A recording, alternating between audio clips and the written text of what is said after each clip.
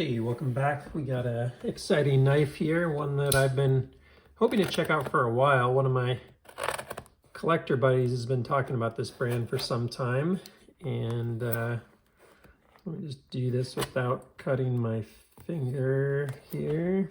This one's really taped, and this is just a cut right towards my arm, so I've got to be careful here.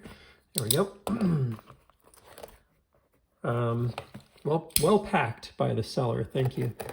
But I haven't checked out anything with Borka, and I don't really know exactly how this whole thing works, but my understanding is they essentially do collaborations. And this particular one is there we go, Borka John Gray collaboration. Let me just take this off here, make sure I don't expose anything personal. Looks like we're good. Yeah, and I'm excited to check it out. I think I handled one of his knives at the PNW CI knife show. I did, yeah. Actually had two there, but they were a little too rich for my blood.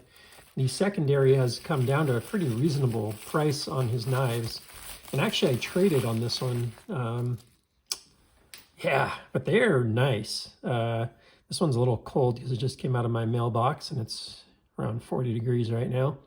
So you'll see a little bit of condensation on there, but wow, check that out. Looks nicely centered. Ooh, strong detent, wow. That is an impressively strong detent. Great action on there, but man, that is a strong detent. So man, that's kind of surprising. Sorry, I had to go help my dog out real quickly. Crazy grind. So it's kind of like a belt satin grind here, although it feels, I don't feel the grind really. It feels almost like this is polished too, but total mirror polish on the tip of the Tanto blade here. And a pretty spectacular finish on the handle. I don't know how I would describe that. Good lockup. Oh yeah, rock solid. No back and forth. I do find it a little unsightly seeing the detent ball track on a knife this expensive, but anyways, so I think here you've got John Gray, who did the a lot of the work, and then Borka emblem up here. Sorry, I got it popping up on my phone, distracting me. Nice solid case here, and let's just get into it and kind of see what we think. Man, that is a strong detent. You know, the blade, these basically embed right into the handle there. It's kind of crazy. Yeah, the thumb studs, quote unquote, go right in there. Nice thick blade stock on this, by the way, thicker than I realized it would be. But yeah, my main issue here is, you know what, it might be that you have to really stay off the lock bar. I think I'm putting my finger at some pressure on the lock bar. So let me try and hold my finger off the lock bar. Okay, there we go. That's what, yeah, very sensitive to the lock bar pressure. That reminded me right there for a minute of my first Hinderer video. And then these come around and, you know, basically act as the stop pin also here on the back.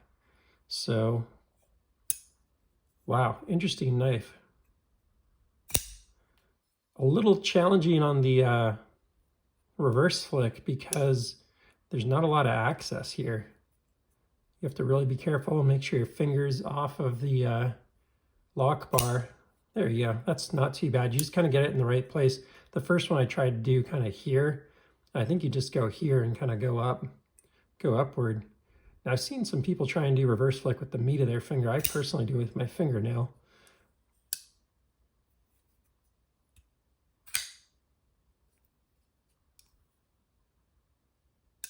Wow, I definitely get the appeal of these knives. Let me do this upside down for you.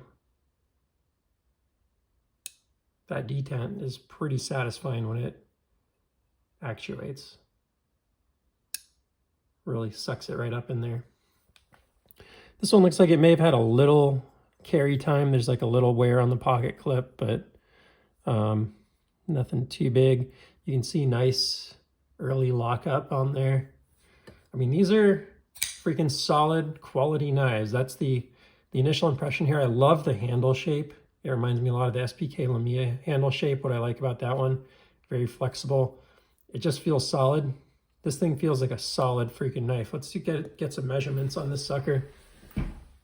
It's definitely not like my style. This is a little too cool for me, candidly. It's 3 1/4. You got about 3 1/8 of cutting edge. And overall length looks like it's going to be about 7.75 or so. Let's see. 7.625 on the overall length. I'm going to guess on the weight. It's actually pretty light, 4 ounces. It's pretty thick on the blade, but the knife feels a little lighter. Let's go 4.35. 4. Stick with the 4.4.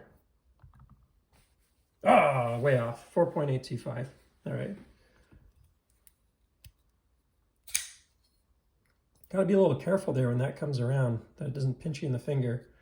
So a little bit quirky, but you know, kind of an art knife in a way, I'd say. I think that's kind of a good description for this. You know, they've got some very extreme, extravagant blade shapes and handle designs and all sorts of stuff that they've done on these. So I'd say, I don't know if I'd call it a polarizing design, but a little bit of float there on the pocket clip. Is it loose or just bent a little bit?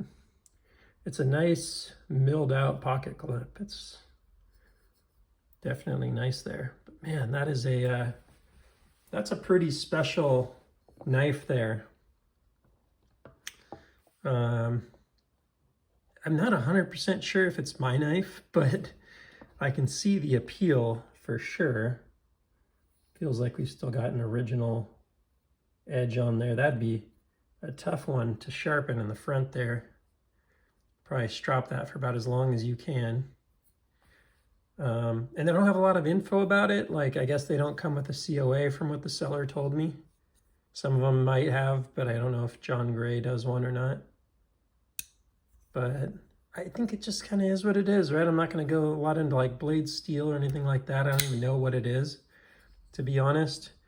But I think you're buying this more for that custom, cool, elegant, but hard work. You know, if you wanted to put this thing to hard use, you totally could. Sort of knife. It's got this nice, you know, bevel in here, or fossa, I don't know what you'd want to call it, which probably takes a little weight away, which is nice. It looks well designed. Like, you don't have like a huge gap here on the frame lock. You got some nice little back spacers, and actually a pretty clever design there overall in terms of how that pocket clip works and stuff. So very minimalist. I bet this would be super easy to work on. There's a lot to like here. To me, this is what we all wanted Medford to be. This is, you know, you buy a Medford, it's this big honking thing, but really this is what you want. Under 5 ounces, still badass. Like, if you pulled this thing out at a party, you'd look like a cool motherfucker. Not exactly my style. It's not exactly what I go for, but you're on a motorcycle or something, this is probably your knife. And you can see it's nice full grip, like XXL hand will work well on this. No problem. It's very cool. I get the appeal. Neat knife. I think that's about all for now. I could rant about this thing for a while longer, but it kind of just speaks for itself and the visuals, right? I'll get some photos of it up on my Instagram too if you want to check it out. That's all for now. Please like, subscribe, and I'll see you on the next one. Take care.